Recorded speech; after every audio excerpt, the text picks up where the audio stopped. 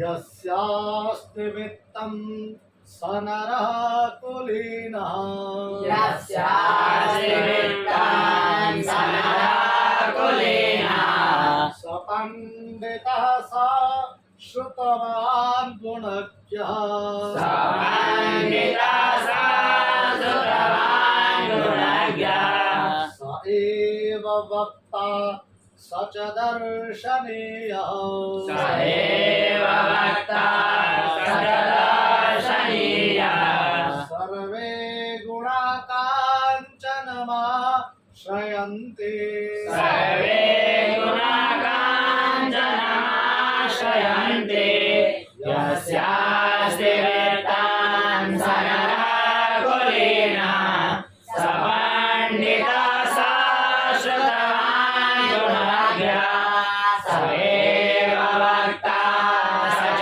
दर्शनीयः सर्वे गुणाकाञ्चनमाश्रयन्ते। नीति शतक का ये एक महत्वपूर्ण श्लोक है और इस श्लोक का मूल आधार है सर्वे गुणा कांचनमाश्रयन्ति। ये एक जैसे हिंदी में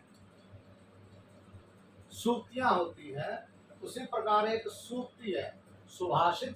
संस्कृत में इसको क्या बोलते हैं? सुभाषित। सर्वे गुणा कांचनमाश्रयन्ति अर्थात सर्वे गुणा, इस संसार के जितने भी गुण हैं वो सारे के सारे गुण कांचनम आश्रयन्ति। कांचनम अर्थात स्वर्णम। कांचन मैंने स्वर्ण सोना, और सोने से यहाँ तात्पर्य है धन।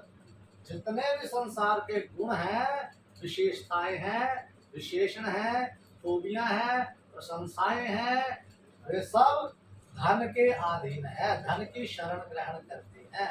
अर्थात सीधी सरल भाषा में यदि कहा जाए तो इस संसार में जिसके पास धन है उसी के पास सारे गुण हैं। वह व्यक्ति निर्गुण होता हुआ भी गुणवान कहलाएगा यदि उसके पास धन होगा। नीतिकार श्री भर्तृहरि जी यही कह रहे हैं, यस्यास्ति वित्तम, यस्य वित्तम अस्ति, यस्य अर्थात यस्य पार्श्वे, जिसके पास, यस्य पार्श्वे जिसके पास धन है, वित्तम अस्ति जिसके पास धन है, जिसकी जेब में धन है, स नरः कुलीनः, वही मनुष्य कुलीन माना जाता है। कुलीन का तात्पर्य अच्छे खानदान का, अच्छे घर का, श्रेष्ठ कुल का, उत्तम परिवार का। वे चाहे किसी भी परिवार का हो, कोई उससे प्रश्न नहीं करेगा। यदि उसके पास धन है तो इस समाज में वो सबसे बड़ा सभ्य व्यक्ति है, कुलीन व्यक्ति है, ऐसा माना जाएगा। क्यों? क्योंकि सर्वे गुणा कांचनमाश्रयन्ति, समस्त गुण धन के अधीन रहते हैं। दूसरा उदाहरण बता रहे हैं, स पंडितः, वही व्यक्ति पंडित है। पंडित अर्थात ज्ञानी, बुद्धिमान। वही व्यक्ति ज्ञानी है, वही व्यक्ति बुद्धिमान है जिसके पास धन है। स श्रुतवान, श्रुतवान का तात्पर्य है पढ़ा लिखा, शिक्षित, पढ़ा लिखा यानी शिक्षित। वही व्यक्ति शिक्षित है जिसके पास धन है। चाहे वो पूरा अनपढ़ भी हो लेकिन फिर भी उससे कोई प्रश्न नहीं करेगा क्योंकि वो धनवान है। वही व्यक्ति शिक्षित माना जाएगा, वही श्रेष्ठ माना जाएगा, वही पढ़ा लिखा माना जाएगा, वही विद्वान माना जाएगा। सा गुणज्ञ, और वही गुणज्ञ है, वही गुणों को जानने वाला है। सा एव वक्ता, वही संसार में सबसे बड़ा वक्ता, बोलने वाला माना जाएगा। वक्ता का बोलने वाला, उसकी अगर वो कुछ भी बोलेगा सारा समाज बड़े ध्यान पूर्वक उसकी बात को सुनेगा।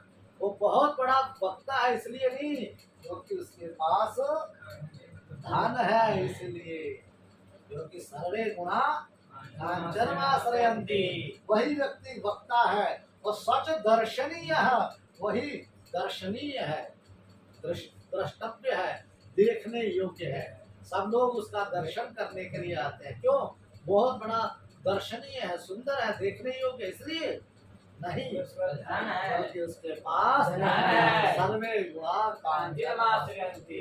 इसीलिए अंत में भर्तृहरि जी इस पूरे श्लोक का निचोड़ निकाल करके बताते हैं कि यस्यास्ति वित्तम स नरः कुलीनः स पंडितः स श्रुतवान् स गुणज्ञः स एव वक्ता स च दर्शनीयः। क्या कहूँ, मैं तो अंत में एक ही बात कहता हूँ कि सर्वे गुणा कांचनमाश्रयन्ति। जिसके पास गुण है, जिसके पास धन है, जिसके पास स्वर्ण है, जिसके पास वैभव है, उसी के पास सारे गुण है। तो सारे गुण उसी की शरण ग्रहण करते हैं। भर्तृहरि जी ने इस श्लोक में सुंदर व्याख्यान धन की महिमा का व्याख्यान किया।